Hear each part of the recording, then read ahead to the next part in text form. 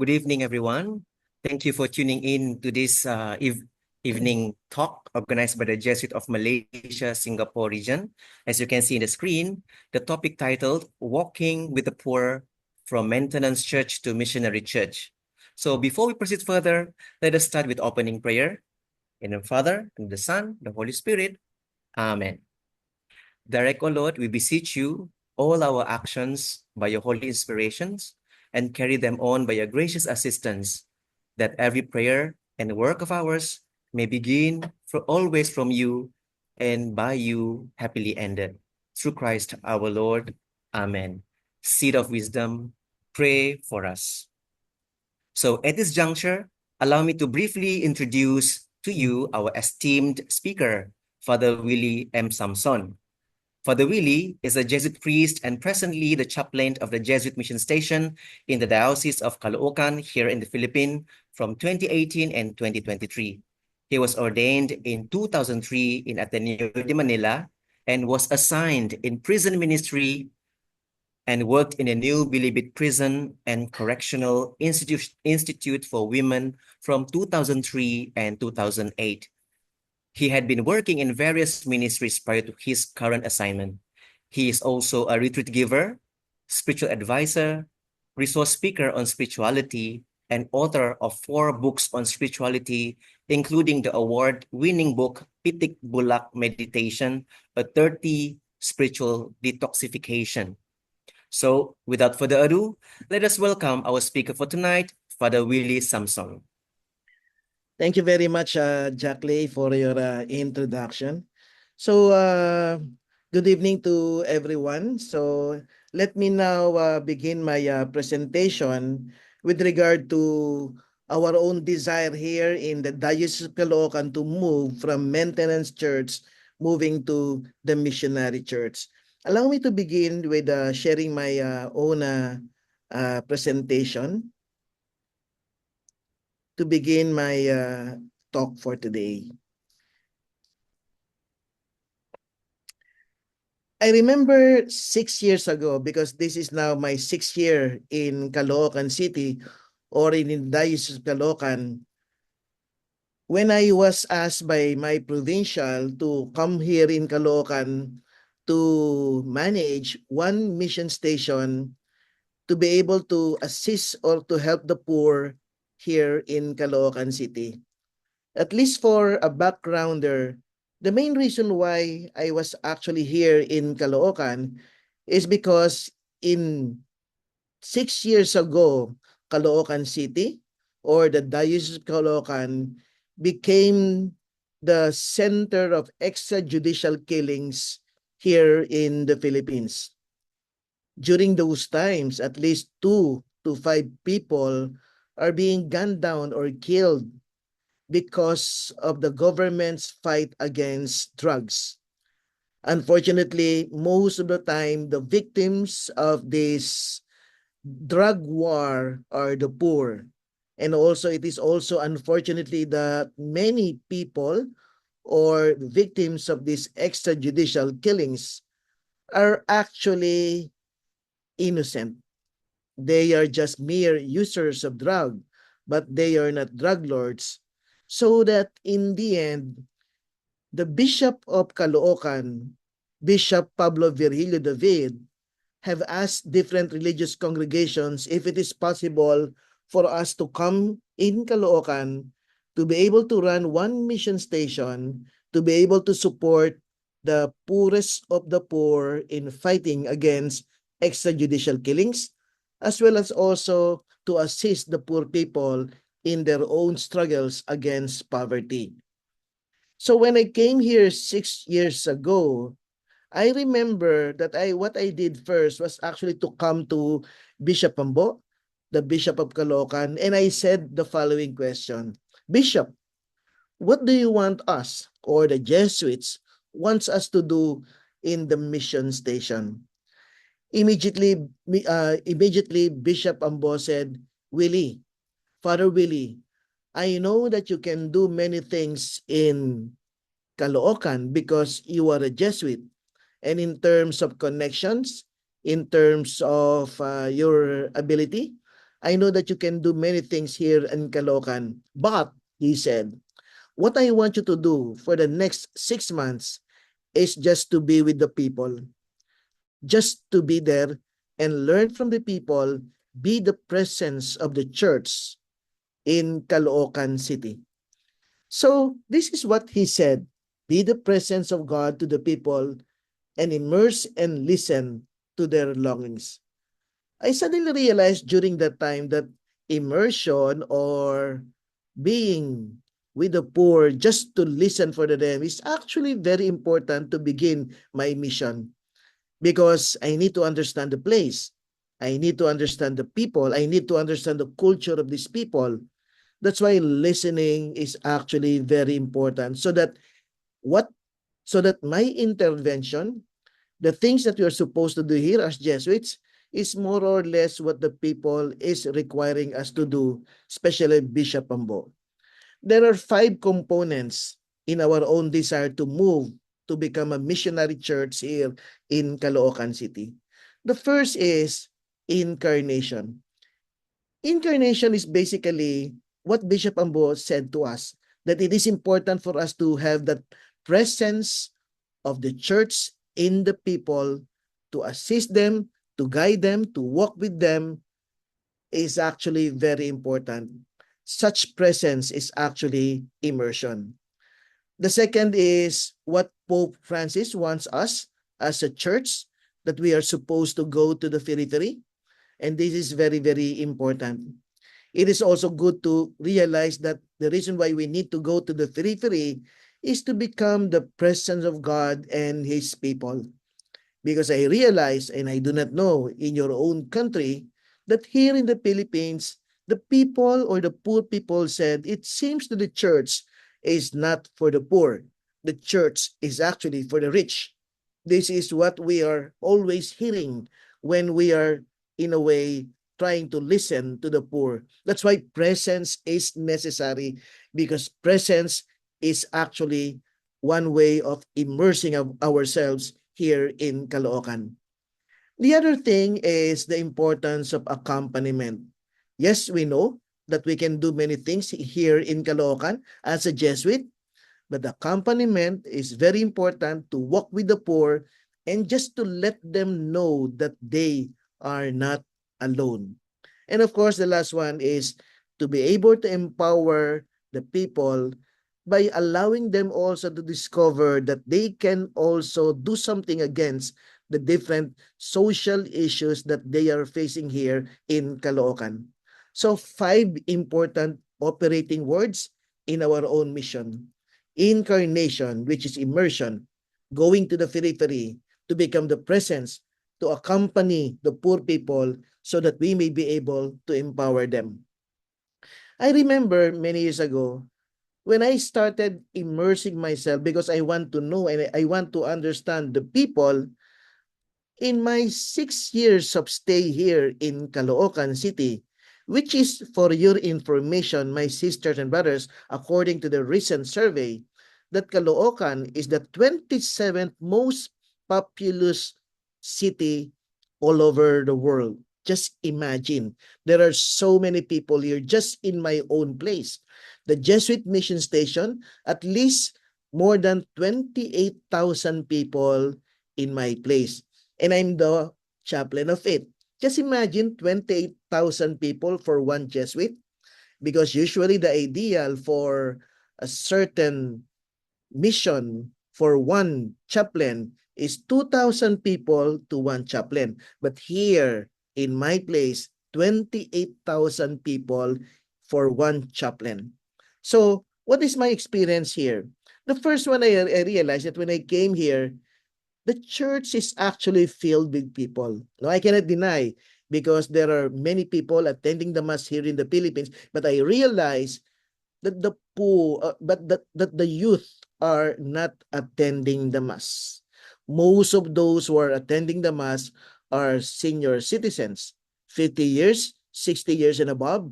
But the young people aging from 16 to 30 or 40, you don't see them, especially those who are in the those who are in the 20s and 30s. That's why I said, where are the youth? Where are the youth?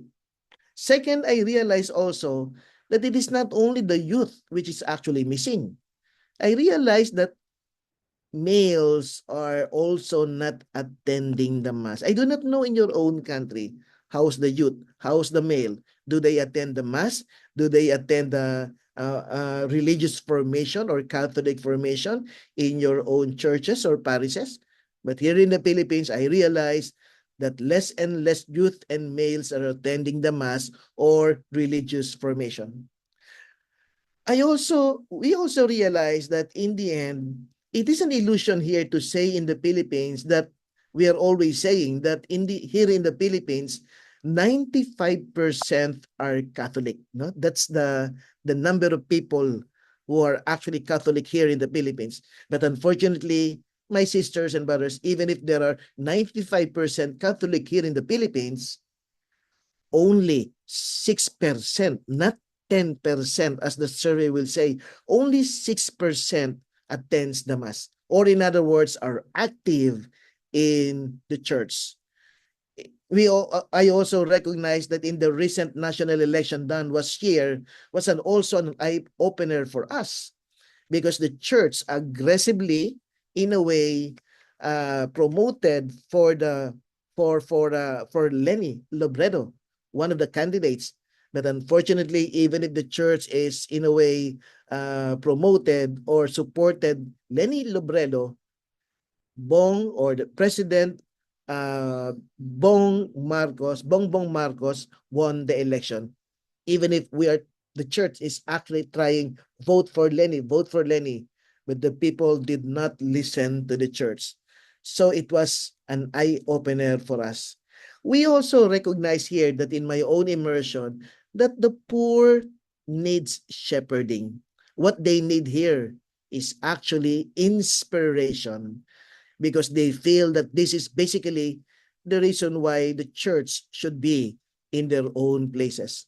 We also recognize that there is a gap between the church and the poor. It seems that the poor are far away from the church. That's why Bishop Ambo, the Bishop of Caloocan, have said, if the poor people will not go to the church, we need to bring the church to the poor people. And this is basically the meaning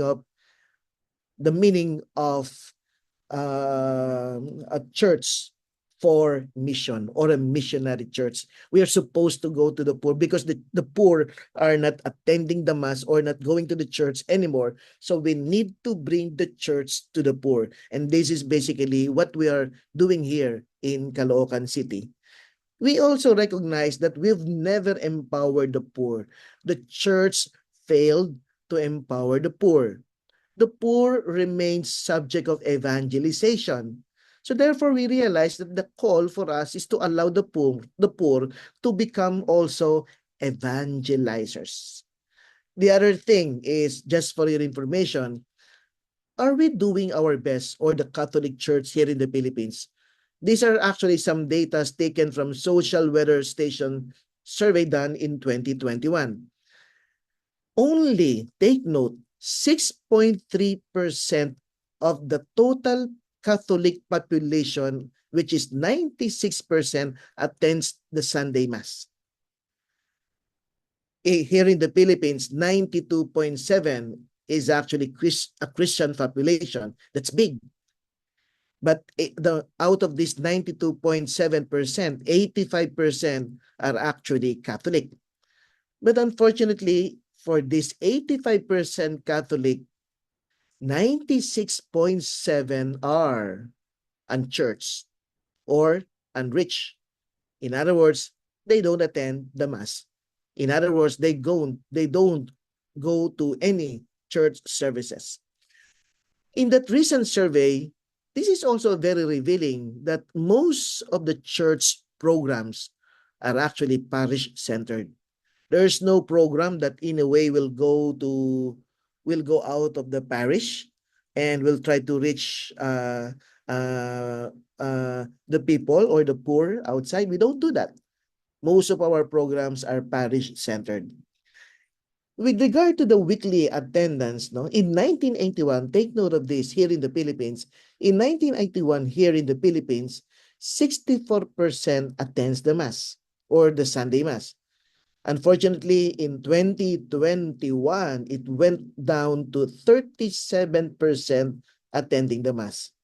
If you consider that drop, it means less 1% of the total Catholic Christian here in the Philippines every year is we are actually losing 1% of the Catholic population not attending the Mass anymore.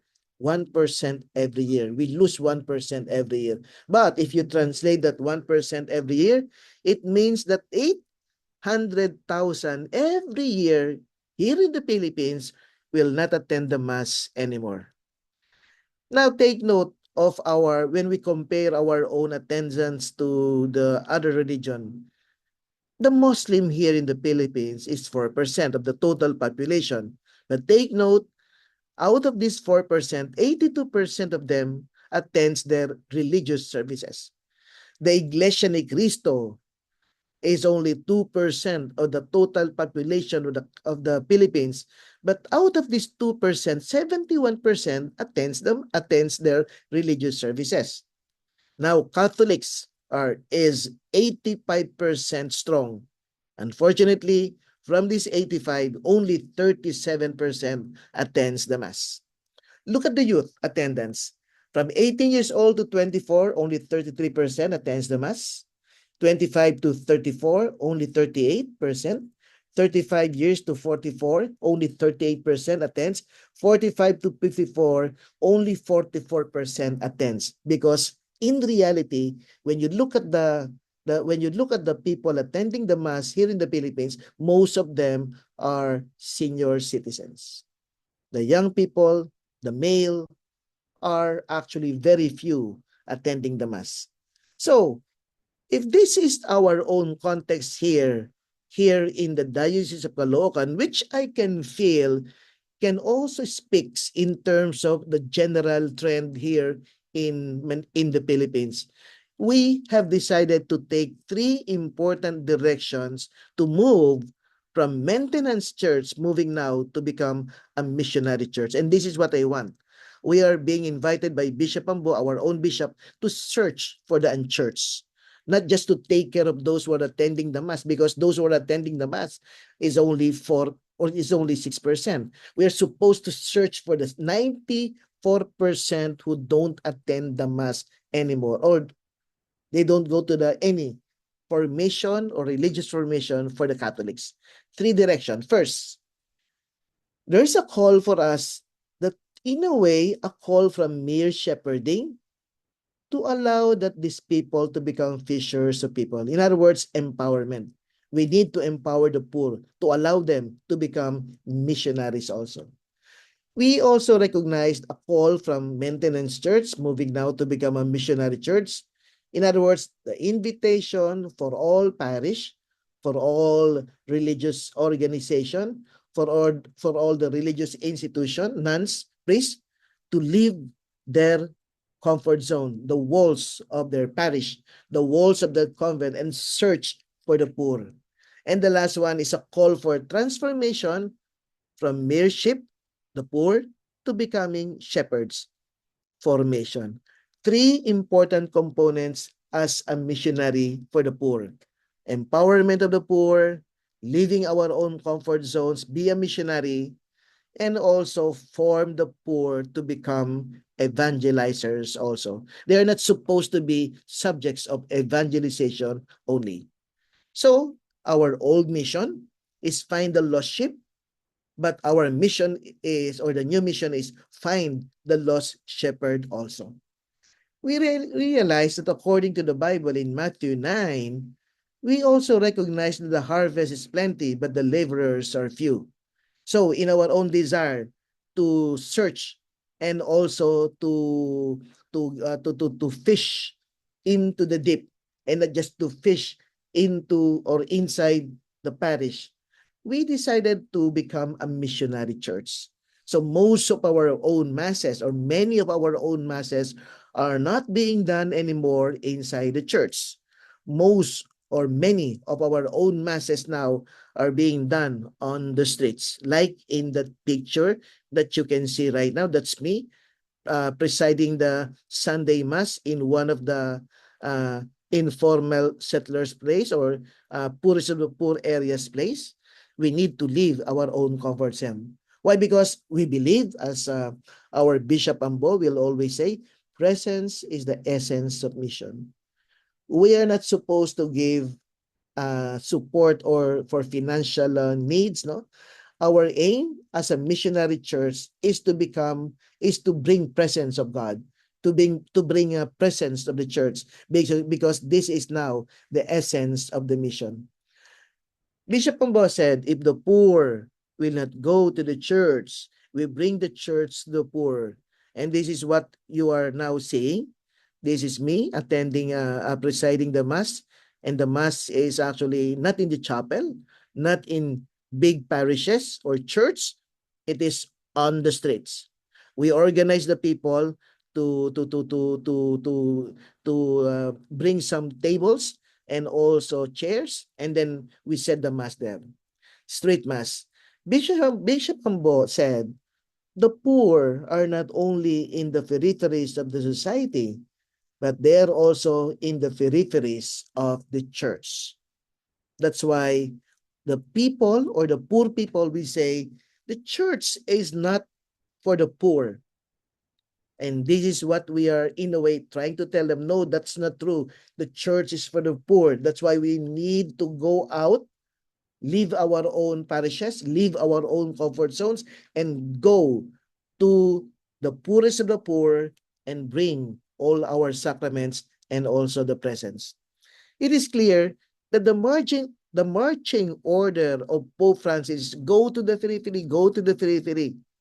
And Bishop Ambo, because of this, founded the mission stations in the Diocese of Caloocan. So the mission station is basically our own desire to be a missionary church. In other words, priests like me, a Jesuit, I don't stay in the parish. I don't stay in my convent. I am, in a way, renting a small house here in my place together with the poor, and I rent that place and then I stay there because I'm supposed to insert myself and live with the poor so that the poor may feel that there is a priest, that there is a nun accompanying them. Somehow the presence of people like me, priests or nuns or even lay who are actually evangelizers, consoles the people, and somehow we, in a way, validates what we are saying, that the church is also for the poor.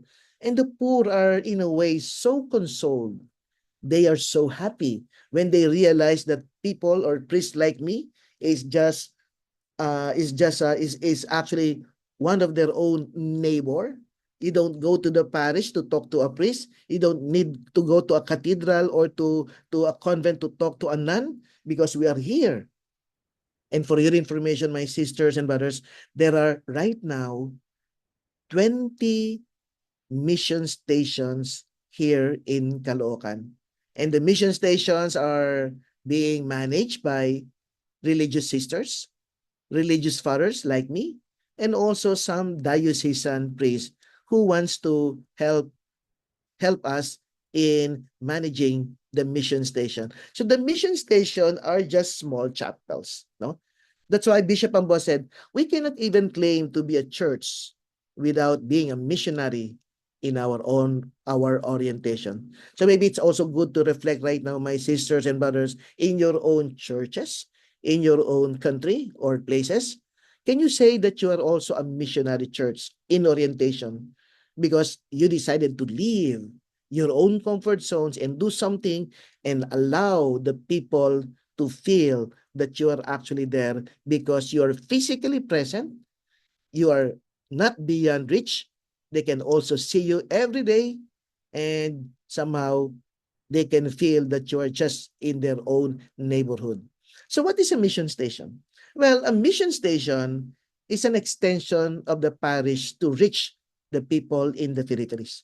Because the clergy living in the parish are actually already busy doing many things. And because of this, they don't have time to leave their parish and search or go to the poorest of the poor. The mission station is already there. Somehow we support the parish priest in trying to help or support those who are living in the peripheries. So there's a movement from chapel, the chapel becomes a mission station, and then the mission station becomes a quasi-parish, and the quasi-parish becomes a parish. Also, a mission station organizes small, empowered communities like the basic ecclesial community, instilling inspiration to become a missionary church. It remains under the parish jurisdiction, but it is given independence to organize, form, and empower the community according to the charism of the religious organization to which the chaplain belongs. Like me, I'm a Jesuit, so when I come here, I tried helping the people, for the people, using and applying the Ignatian spirituality. What is the objectives of Mission Station? There are there are actually 6 important objectives of the mission station. Number 1, to be the presence of the church. Number 2, building a community through basic ecclesial community. In other words, small communities. Because usually our church is big. Many people are attending the mass. But because many people are attending the mass, people cannot feel that what we call personal care, because there are so many hundreds of people attending the mass. But what we need to create small communities so that it will become much more personal. There's a personal care, but at the same time also we know each other, and so it is much more manageable than having a huge parish with so many people but there's no personal experience. Personal experience is necessary, part of presence. Number 3, forming and empowering people. This is very important because when I came here, the people do not know what to do with regard to the extrajudicial killings. So we form the people and we empower the people with regard to legal rights and responsibilities. Number 4, the mission station becomes also a prophetic community. In other words, when you say a prophetic community here in the Philippines, if someone is in a way became victims of extrajudicial killings, as a prophet, we in a way try to fight for justice, fight for life, protect life. We are a prophet also. We need to say to any enemies of the truth, or for those who are in a way trying to destroy the the the the the the humanity. Well, we are actually there trying to say we are here to protect the people, and we are here also to say that that uh, that our own presence is basically to protect the rights of the people and also human dignity. That's a prophetic community. And number 5, availability of the sacraments to the poor. No, so therefore, since we are living here in the poor, if they need any sacraments, if someone is actually dying, or let's say if someone needs anointing of the sick, they can easily come to us anytime because we are living with them. That's the beauty of the mission station. They don't need to go to the parish because we are living with them. And number 6, elevation of poverty. We are helping in one way or another in our own little way to somehow decrease or somehow lessen the impact of poverty to the poorest of the poor. That's why fighting poverty, especially hunger, is something that we did also here in Caloocan City. During the pandemic, if you recall, where all of us have experienced this pandemic, the mission station started doing some community pantry during the pandemic. In other words, we provided food, coming from different benefactors and donors. So people are hungry, children are hungry. So we provided some food for the poor community to assist them in their own hunger. That's why we also initiated what we call feeding Busog Puso feeding program. Right now, for your information, there are 20 mission stations doing the feeding program in order for us to be able to beat also the malnutritions. 20 stations, 10 chapels, and our budget just to run and to feed 8,000 children, we need 500,000 pesos to be able to sustain the program. And we have 680 volunteers. Most of them are mothers of these children, cooking food, distributing the food so that those 8,000 malnourished children may be able to have something to eat. So these are some pictures of the feeding program that we did. And also we realized, because, my sisters and brothers, for us here in the Philippines, poverty does not necessarily mean having no money. Poverty is the people's lack of access to basic things. In other words, lack of access to food, lack of access to shelter, lack of access to education, lack of access to culture of arts, lack of access to to health and many other things. So if there's a lack of access to basic things, that's poverty. So one of our own experience of poverty here is not only hunger or malnutrition. We have also experienced that we realize the necessity of having scholarship programs so that poor people, especially students who are deserving, well talented, but they don't have money to study, we also have that scholarship program. So during the pandemic, we also realized that the poor people cannot study, because during the pandemic they need a laptop to study. So what we did here in the Jesuit mission stations is to provide laptops. But these laptops are not free. It was given to our own scholars, but they are supposed to earn for that scholars. In other words, they need to pay for it. How? By tutorial. So these are our scholars who receives a little amount of money support for their allowance, as well as also laptop. So they are actually being oriented or having their own formation outside our own small chapel. And of course, and we have also this scholarship with regard to teacher, no?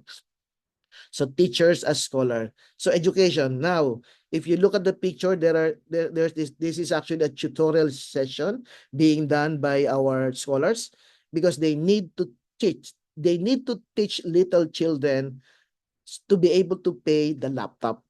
And that's what we do. So paying. So this is what we did. Free tutorial, online classes, or face-to-face during pandemic. So that's the tutorial classes being done by our scholars. And we have at least 40 scholars. And most of them are about to graduate by this time, because I have already stayed here for 6 years.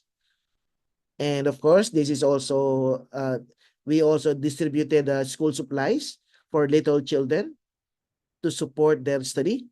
So these are examples or photos of little children receiving from us, coming from our own donors, school supplies for their studies.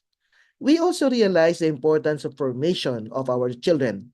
So here, we invited children who knows how to sing, and we formed youth choir or children's choir. We also initiated some catechism for First Communion. So these are our children in their First Communion and First Confession. These are our first graduates of our First Confession. We also realize the importance for me of forming the youth, because the youth is the future of our church. So these are our young people. attending recollection, retreat, and Ignatian formation in our places. So these are also another photo of our scholars who attended a 3-day Ignatian silent retreat in Tagaytay City. We also initiated and realized the importance of having a study hall, a place to study, because here in Caloocan City, they don't have any places to study. So we created and constructed this Palyola Formation Center with books for their references. We also initiated some formation for our young people by having this coffee shop venue where children or young people can talk and share with regard to their own spirituality, with regard to their own study, with regard to their own life, by giving them also free coffee. And we created a Cafe Inigo for a free coffee, but also a venue for formation. So this is one of our scholastic teaching our young people in our small formation hall. We also recognize the importance of mental and psychological formation. So, in doing so, some of our students or scholars, we decided to bring them to Ateneo de Manila. This is actually in Ateneo de Manila. And we invited some of the teachers in the Ateneo de Manila to teach our young people how to do peer counseling. That's very, very important because we realize that one of our main concern here is that more and more young people having this problem with regard to their own psychological emotion. So we have also what we call a Zumba, a weekly physical experience. So these are some of the young people or adult doing exercises every week for their mental uh, mental health. No? So, but of course, we know that we need to form also our leaders. So, these are our adult leaders. They are the pastoral council. They did their own retreat in daily life and also annual retreat in Baguio. So we are spending a lot of money for formation, but this is necessary. It is necessary for us, my sisters and brothers, to spend a lot of money for the formation because we need to empower leaders. We need to have more leaders in our poor communities. We also realize the importance of cultural enrichment. So we have concerts. This is our 5th concert last November 20 and 22. Of course, we are capitalizing the talents of our young people, our kids, or even our adults. They are the ones singing. So this is also another concert done in our small chapel.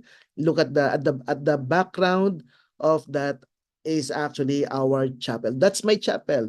That's the Jesuit Missions Chapel, and I'm proud of it. It's so small, and yet it's actually a place where there are so many activities being done for everyone. So we realize that the importance of the availability of the sacraments to the poor. So sacraments, sample, street masses. So these are the things that I'm doing here daily masses, Friday masses, wake masses, street masses, house blessing, anointing of the sick, and so on and so forth. Baptism, confession, confirmation, mass wedding, and many other things. Because we need to take care, especially the spiritual needs of the poor people. They really, really badly need it. So I have also online mass until now. And of course, this is also another example or photo of a street mass in one of our poor areas. That's me saying the online mass. So we have also wedding, no? Wedding for everyone, kasalang bayan. So we need to help them grow to be from just being a crowd to become a community. That's our target. Because in poor areas, they're actually just crowd. So you need to form them slowly, to become a community.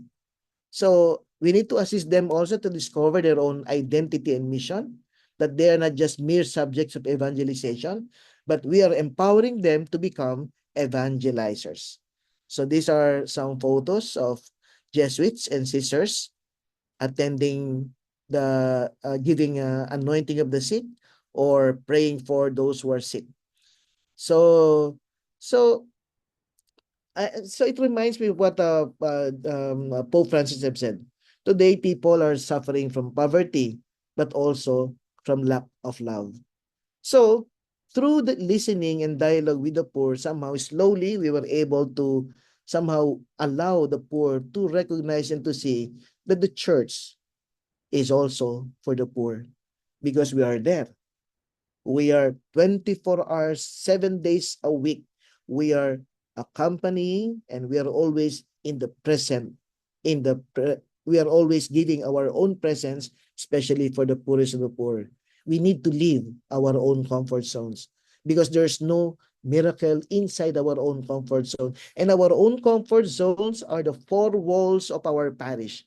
If all formation, if all the things that we do for God is only inside our own parishes, I guess we will never grow. I guess one of these days, the church, will also die.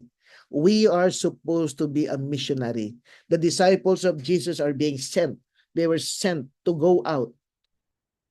We are supposed to be like that also.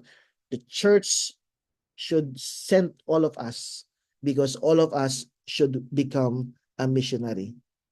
So that's my short presentation with regard to how to transform us from maintenance church moving now to become a missionary church. I guess it is also good to note, my sisters and brothers, that for the Jesuit, accompanying the poor is one of our own priorities, of our 5 priorities. Accompanying the poor is very, very important. And I'm so glad that for the past 6 years, I was able to accompany the people here in Caloocan, especially in their own struggle against extrajudicial killings during their uh, during the COVID-19, and now also during their own struggle against poverty and other social issues. It's good to work with the poor, as Jesus will always tell us, love the poor and give importance to the poor because I love them, each one of them. Thank you, Father Willie, for that wonderful talk and session. And we talk about the periphery, we talk about the presence of God in His church and accompaniment to walk with the poor, particularly. And also, I think most of your programs is really directing towards empowerment to these people. And I think that is a very um what we call, what you mentioned, the shepherding. So you shepherd them and at the same time empower them, and that is very, very uh noble task to do. And I think not everyone can do that. And given that we are talking about 20 mission stations and we are talking about more than how many people, I think, as you said, Caloocan is the most populous city, you know. So I respect you, Father, for your energy, for your, I don't know, where did you get all this energy to go through all these things since almost 6 years or 7 years already? Yeah. 6 years ago. Okay. Thank you, Yeah. Father, for that. Thank you, Father, for that. So maybe we can open the forum for everyone. Any of the participants here that would like to ask any questions of Father Willie, or maybe clarification, or perhaps something that strike you, then you can share to us, and let's see. Father Willie will respond to you.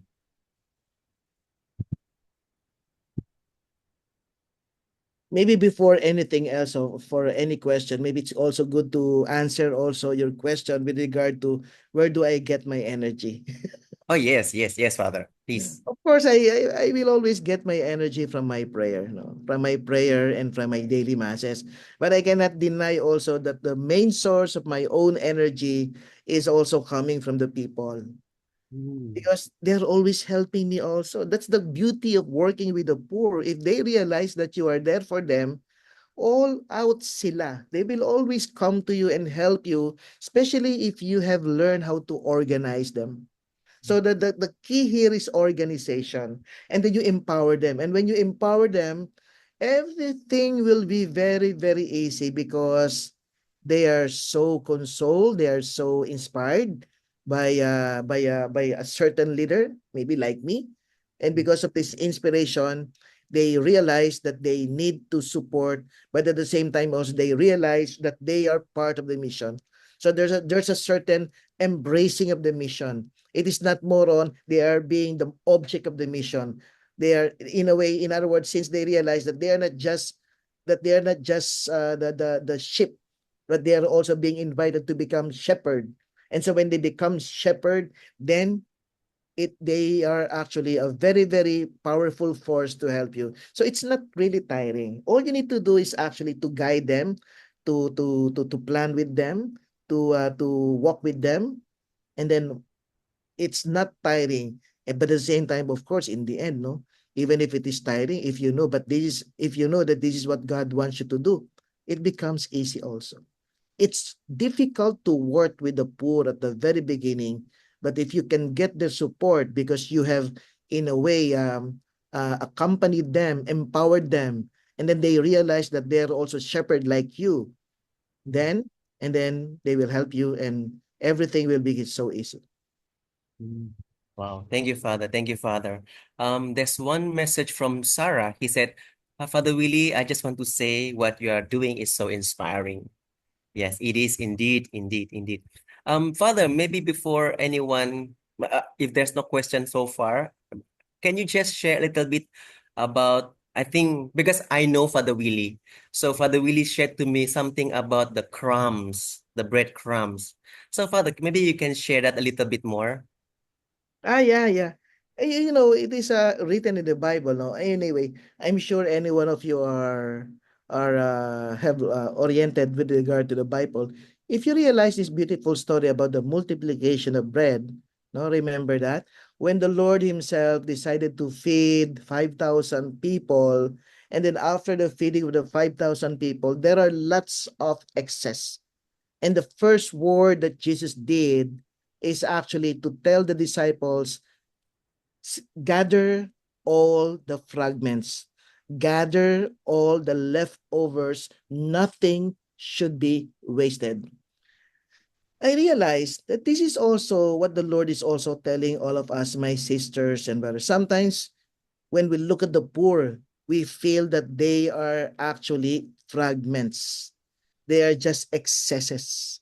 That's why even during the time of our past president Duterte, when he started killing, or in a way, not exactly Duterte, but when people, when this killing started, we know that Duterte have also said that, yeah, those who are actually using the drugs, no, they are not people anymore.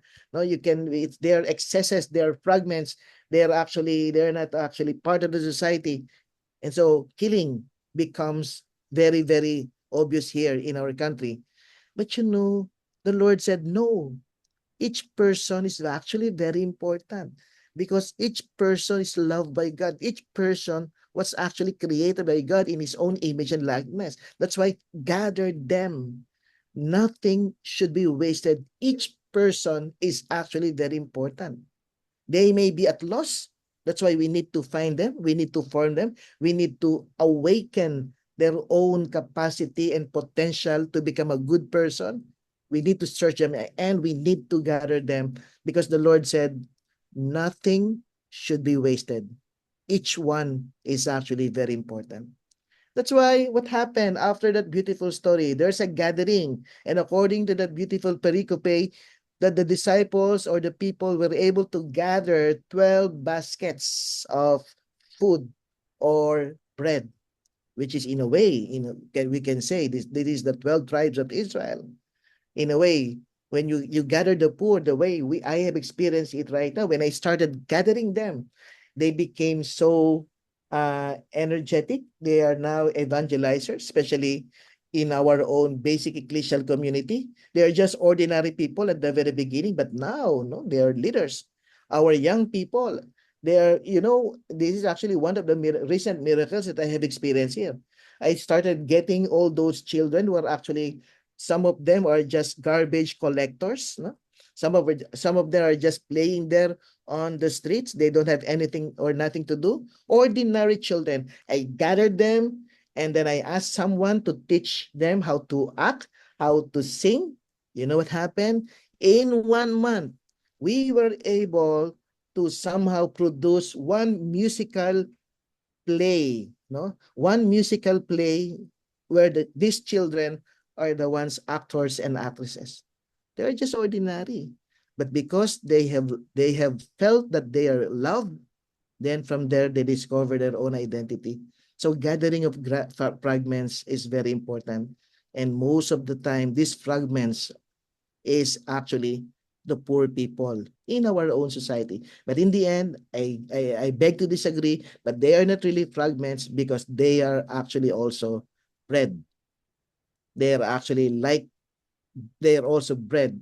So they need to be gathered because they can also use to feed also other people. Now, the poor people here are the ones feeding the poor. No? Just imagine I have more than 700 volunteers. No, the feeding program here will not run even if I have a benefactors, even if I have money.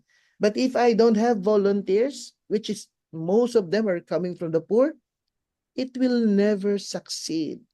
Money is not enough coming from the benefactors. I need volunteers, and these volunteers are poor people.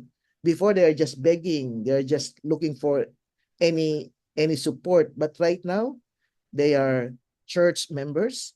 They attend mass. They are, some of them are leaders. Some of them are graduates. They are, because they felt that they are loved.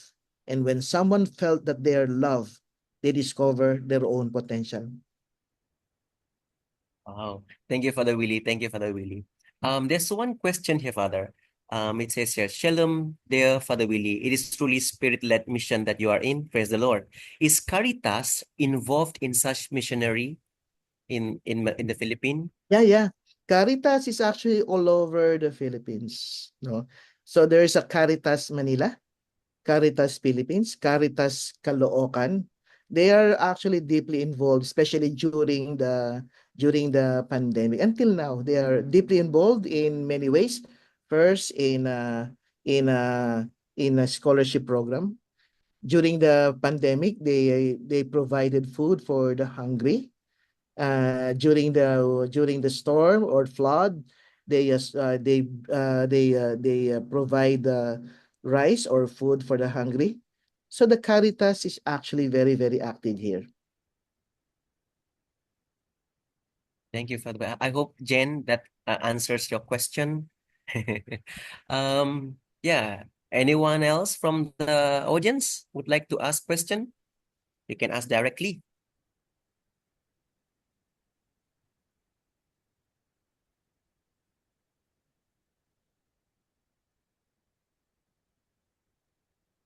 Good evening, Father. I'm Matilda from Malaysia here. Yeah, I okay. also, when I hear what is happening in Manila, sometimes I fear for the poor in this country too.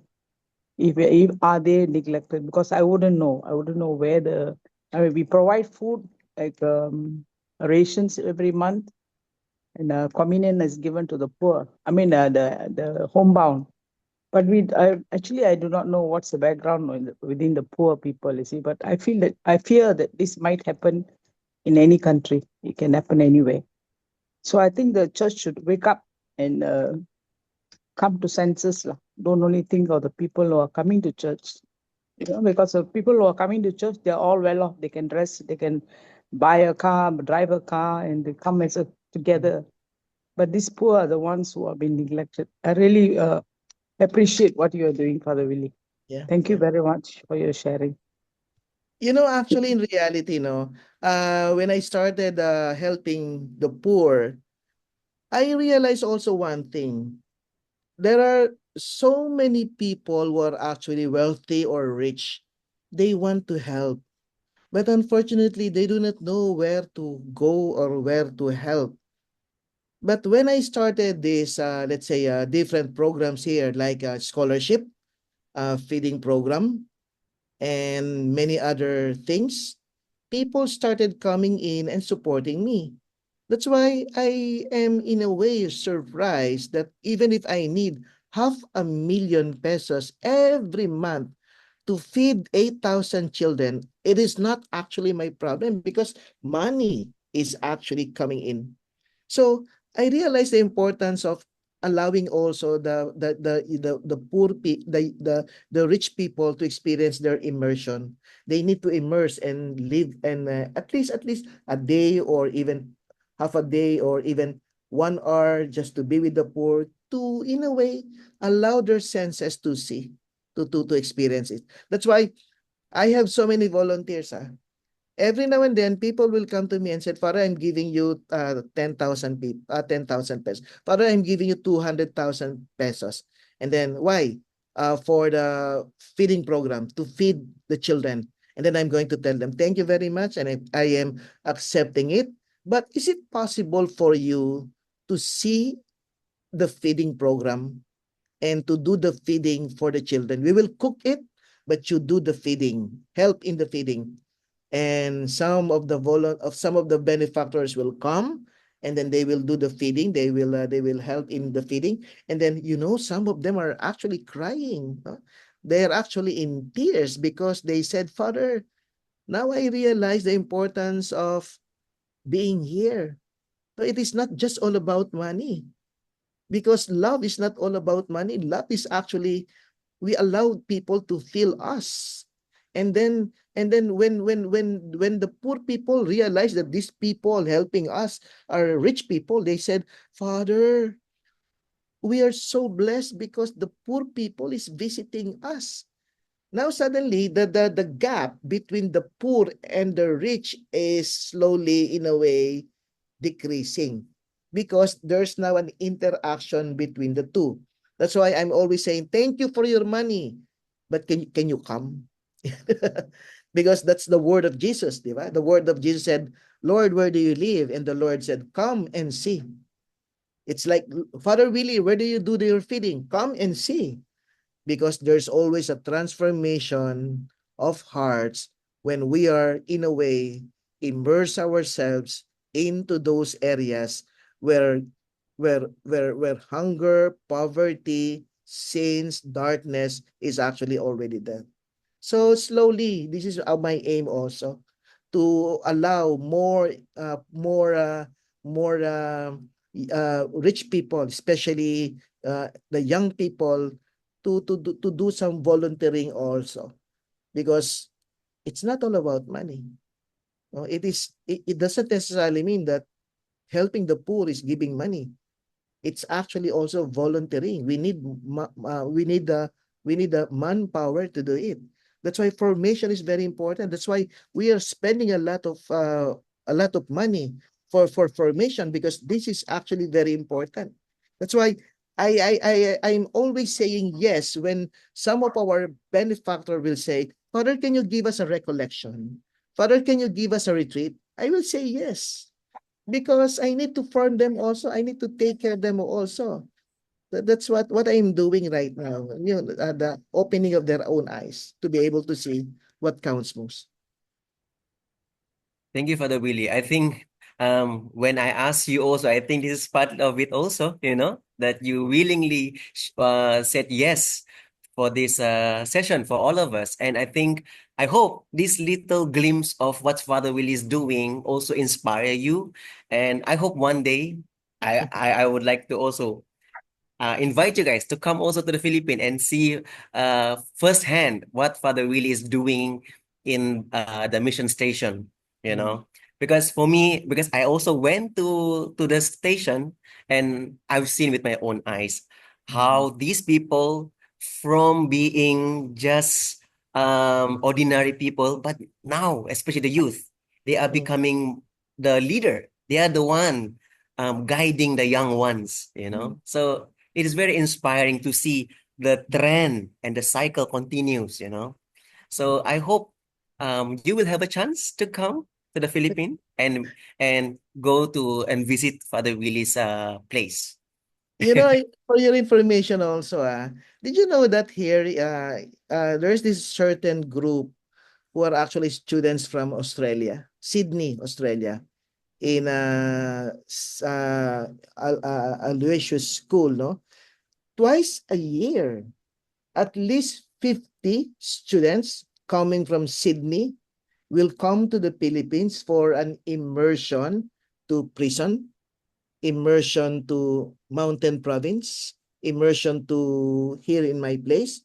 And then after 1 month of or after 2 weeks of immersion, the children or the students will return to Sydney with a different perspective in their own life because they realize that they are so fortunate, and they realize with their own experience that that some people needs that help. So it is more on coming to their own senses, because that's basically the meaning of immersion. So I will be very happy if you will come here in the Philippines, but you don't need to come here in the Philippines for you to be experienced the necessity of helping the poor. Just go to those areas or communities in your own country, just immerse there.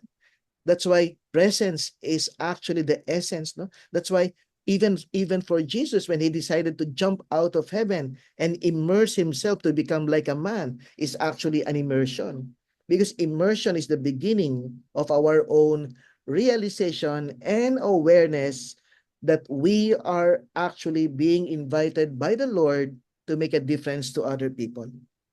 That's actually very important. Immersion is very important.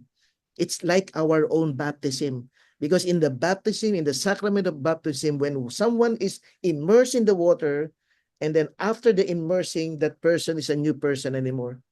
And immersing yourself to the poor people, to the hospital, to the prison, to those who are sick. When you immerse yourself, after the immersion, you are actually a new person because you gain new perspective. Why? Because the pain of others becomes your pain also. And because of that, somehow it triggers that charity sleeping in our hearts. And then it will become alive. Then you will discover the fullness of our own discipleship, that God created us not to find our own happiness, but to find the happiness of other people. Thank you, Father Willie. Let me just read one direct message. There are many Catholic entities and even missionaries who work very hard to provide aid in terms of money, food, medical, etc., with some of them having hidden agenda of publicity, but many of them don't evangelize and focus on spiritual growth like you do. So God bless you, Father, and your team immensely. Yeah. So is there anyone else would like to ask question? Or at least share what the takeaway points.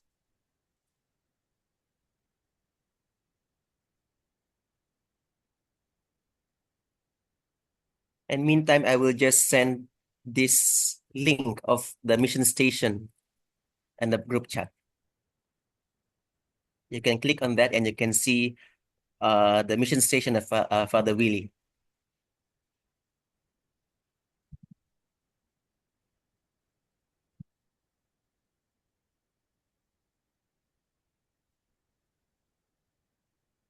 Pulling one, pulling twice. Okay. Okay. Oh, wait, there's one here. I think I I'm lost faith in the Catholic Church until today. Sarah, okay, I almost lost faith in the Catholic Church until today. Sarah, would you like to explain further on this, Sarah?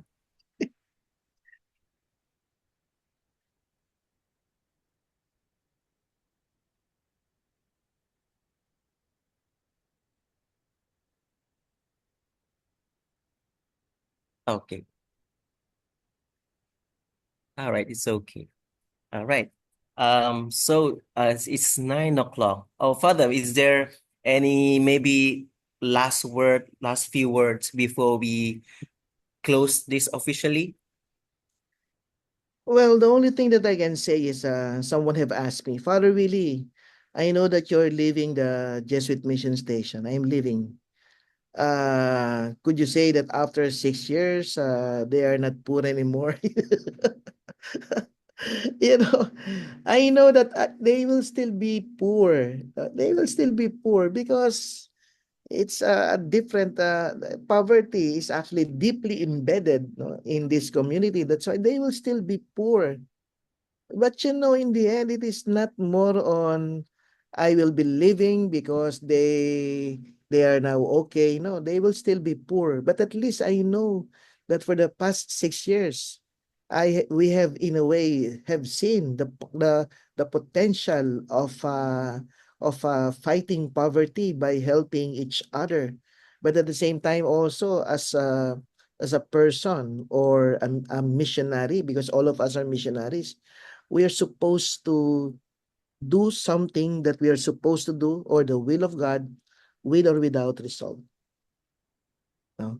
Because if we are result oriented as a missionary, we shall be totally disappointed because the poor will always be with us, as the Lord will say. But we are not supposed to be a result oriented. We are supposed to be a love oriented. That with or without result, we will do it. And I'm so happy that at least for the past 6 years, I have given my life in serving the poorest of the poor. And at least I know that somehow we have beautiful memories that we may remember and share with one another. Those memories of potentials, how to, transcend poverty. That in the end, it is not all about, it is not all about